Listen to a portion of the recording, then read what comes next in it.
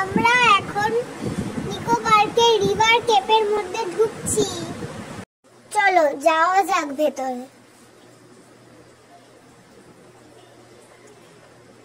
ঢুকে প্রথমেই ছিল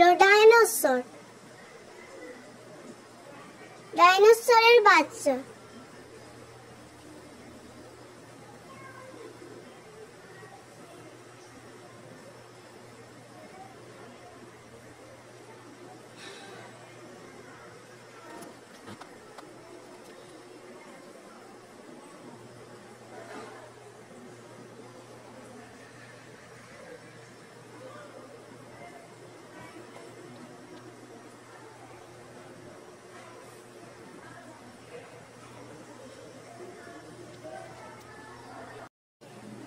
এই ডাইনোসরটা ছিল প্রচন্ড ভয়ানক, দারুণ দেখতে, অসাধারণ।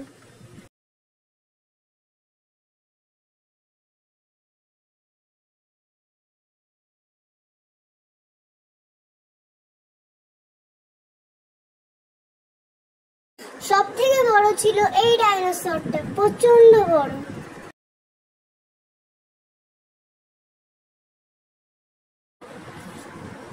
আচ্ছা, এবার আমরা ডাইনোসরের পার্কটা পেরিয়ে আস্তে আস্তে ঢুকছিলাম কোথায় বলো তো? মহেঞ্জোদারোর মধ্যে। দেখো সেখানে কেমন রানীরা বসে আছে আর সবাই কেমন দাসেরা তার সামনে নত হয়ে আছে। ওখানে পেন্টিং গুলো পুরো অসাধারণ ছিল, সাইড পেন্টিং, আর ভেতরে অনেকগুলো ক্যামেরা ছিল। একটার পর একটা যেন নতুন জিনিস আমরা দেখছিলাম ওখানে। এত সুন্দর মনে হচ্ছিল যেন আমরা সেই মহেঞ্জোদারোতেই চলে গেছি, এত সুন্দর লাগছিল। আপনারাও যদি এগুলো উপভোগ করতে চান তাহলে অবশ্যই একবার নিকো পার্কে এসে ঘুরে যাবেন। এরপর একটা অসাধারণ ফিল হচ্ছিল। ওখানে পুরো অন্ধকার, যেমন তার সঙ্গে অল্প অল্প আলো দেওয়া, তাছাড়া এরপরেই যেন শান্ত পরিবেশ, একটা সুন্দর মিউজিক চলছিল। বুদ্ধর কাছে গিয়ে যেন মনটা একেবারে শান্তি পাচ্ছিল। বুদ্ধ যেদিকেই তাকাচ্ছিলাম শুধু বুদ্ধর ছবি আর বুদ্ধর ছবি। আর আপনারা সবাই জানেন যে বুদ্ধ যেখানে আছে সেখানে শান্তি অবশ্যই আছে। মনে হচ্ছিল যেন সারাদিনের ক্লান্তির পর বা অনেক দিনের ক্লান্তির পর আমরা যে নিকো পার্কে এসে এখানে যে ঢুকলাম, সেখানে যেন এসে আমাদের জীবনটা সার্থক হয়ে গেল। আস্তে আস্তে আমরা নেক্সট সেকশনেও চলে গেলাম। এখানে আবার অন্যরকম জিনিস দেখুন, এখানে আছে আবার ভূতের সব আড্ডা। আমরা এতক্ষণ ছিলাম শান্তির মধ্যে, তাই না? হঠাৎ করে দেখি ভূত চলে আসলো, প্রেত। অসম্ভব ভয় পাচ্ছিল সব বাচ্চারা, চিৎকার করছিল, কেউ আউ এরকম ভাবে চিৎকার করছে, ভয়ে একদম আতঙ্কে আটকে যাচ্ছে। এদিকে হঠাৎ হঠাৎ করে কঙ্কাল চলে আসছে, আর বড় বড় কঙ্কাল, বেশ ভয়ানক। এমনকি আমরাও কিন্তু ভয় পাচ্ছিলাম।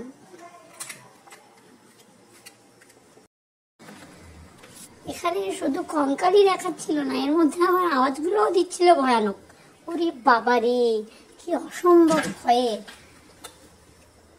পুরো অন্ধকার, দেখুন যত যাচ্ছি ততই অন্ধকার যেন। এরপরেই আমরা ভূতের রাজ্য থেকে চলে আসলাম কোথায়? বনের রাজ্যে, অর্থাৎ যেখানে সিংহ, হাতি, তারপরে বাঘ মামা আর বাদররা তো ঝুলছিল। মনে হচ্ছিল এই বোধহয় মাথার উপরে এসে পড়ে, এই বোধহয় আমাদের গায়ের উপরে এসে পড়ে।